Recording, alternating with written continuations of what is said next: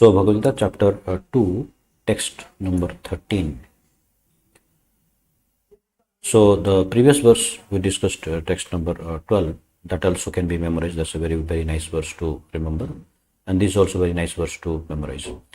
Dehinosmin yatha dehe kaumaram yovanam jara tatha dehantara prapte dhiras tatra na muhyati. So this is establishing the fact of existence of soul, and it is proving in a logical manner. Dehi no asmin dehi. So dehi is referred to one who is within the deha. Deha is body. So who is within the body is known as the dehi. So that means the body and the owner of the body are two different entities, right? So for example, if I have a watch, so the watch that I'm wearing, the watch is different from me, right? So it basically means that the owner of the watch and the watch are two different entities. Similarly, the body and the owner of the body are two different entities. So dehino asmin yatha dehe kaumaram yovanam jara. So the body is moving from the childhood to the boyhood to the youthhood to the old age. Kaumaram, yovanam. Kaumaram is like the boyhood, and then yovanam is like the youthfulness, and jara is moving to the old age. At the end of the life, tatha deha antara. So deha antara means when the deha comes to an end, when the body is no longer fit to be lived. So the soul does what? The soul leaves the body, and tatha dehantara prapti, that means the soul attains to another body depending on the previous karma, whatever the soul has done. So a new body is created, a new body is received after death. That means the body is left by the soul, and then the soul is taking on another body.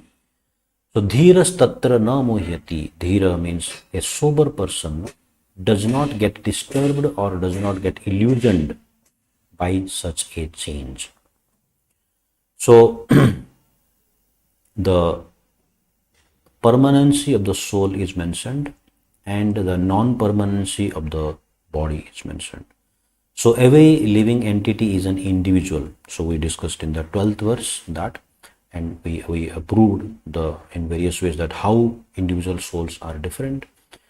So the life is manifesting in different forms. So there is a child, there is a youthfulness, there is a boyhood, and then there is old age. So if we see from the very birth till the end of one's life, so you can also remember your own life that I was a small boy of 5-year-old.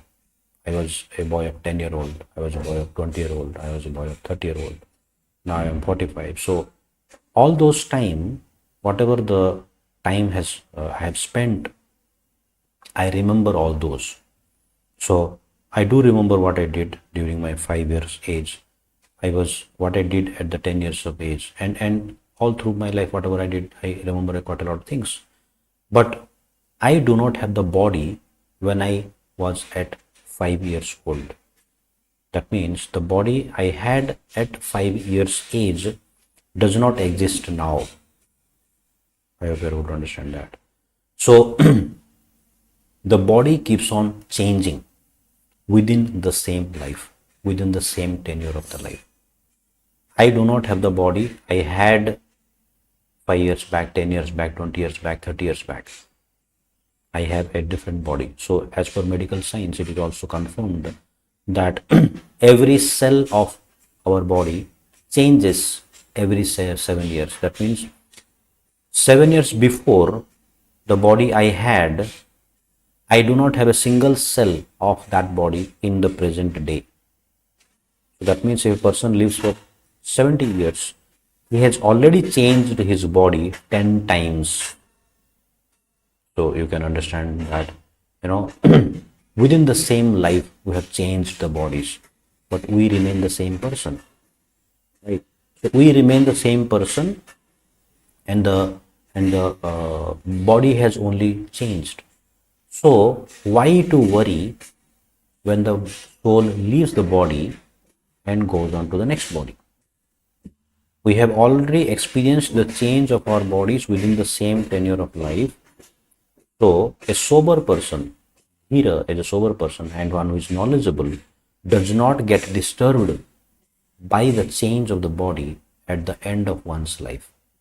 Now that does not make us stone or non-emotional beings, that if our near and dear ones are leaving us, we don't feel any pain. We feel that emotional pain. We feel that separation from them, that we will never be able to meet them again. We will never be able to interact with them again. That's on an emotional part, and that's required. That's also a part of life. So but that does not mean that we always remain in that state for the rest of our life and then stop growing. They have gone on their journey. We will also have to move in our own journey. So they have gone, their tenure in that particular body is over. They have left the body, they have gone to a different body. Or so body means either they could get a spiritual body or they could get another material body. So how does that happen? That we'll see in the future. But in the present time, they have left us. So what we do not have is their association, but what we do have is their memories. So we can very well live with those memories and cherish those memories, that we have spent our life with those people, those whom we have lost. But we could also be crying or shedding tears or lamenting for the loss of them, for the loss of their lives. That is okay, there is nothing wrong about it. We are emotional beings. We have emotions with us. We will get sad whenever we lose people, but that should not stop our growth. That should not make us stuck in our life, because they would also want us to grow. It's not that they leave us in a state of totally disrupt and totally discontained and all that disturbance. So we should slowly come out of that and carry forward our life, because they would also want us to grow. Mind that, please, because they would never want you to be in a sorrowful situation. They would always want you to be happy. So cherish the memories that we carry with whatever we had with them, and make the person living within you as memory, as the relationship, as the person whom you remember every day. But the loss of that person will cause some trouble, but that trouble should not stop us from growing or moving forward. So that's the perfect knowledge of the constitution of the individual soul. So the changing bodies should never delude us. We are already experiencing the changing of the bodies within the present life. So we should not get deluded. We should not get so much affected by the change of body of others that it does not allow us to live a normal life. So so Krishna is also going to mention about different characteristics of the soul in the future verses. We will discuss that.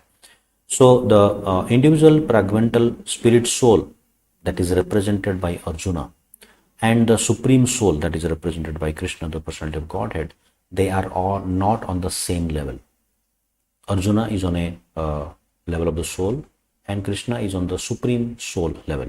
So they are not on the same level. If they are on the same level, then there is no point of having one teacher and having one student, because they are on the same level. There is no knowledge that will flow from the similar people. So if somebody is a teacher, if somebody is a student, then only the knowledge flows. And if somebody is thinking that if both of them are in illusion, if both of them are deluded by the power of illusion, so a conditioned soul like you and me can get affected by the material energy, but the supreme soul can never get affected by the illusory energy. So we'll discuss that also in future. One of the verses it is coming, that how the Supreme Person has got everything under his direct control. So there is nothing that is above his control. There is nothing that is beyond his control. It's at no point the Supreme Person loses control over everything, over anything. So he has that complete control. So if Krishna comes under the clutches of Maya, Bhagavad Gita loses all its importance. There is no point of studying Bhagavad Gita because Krishna is also subjected to illusion. If Krishna can get subjected to illusion, why would he speak Bhagavad Gita? Or if Krishna is getting subjugated by Maya or illusory energy, then Maya or illusory energy is superior than Krishna. Then the knowledge we should receive from Maya. So the name Maya itself is illusion. So illusion and the reality both are under the subjugation of the Supreme Person Krishna. So it's not that they are at any time they are out of control from Krishna. It's never going to happen. So, so when we accept that Krishna is the superior person, Krishna is instructing Arjuna as a student. So Krishna is taking the position of a master, and then he's instructing Arjuna as a position of as a student. So the transmission of knowledge happens, and then Arjuna is going to get elevated with his understanding and with his consciousness. So that's about the 13th verse.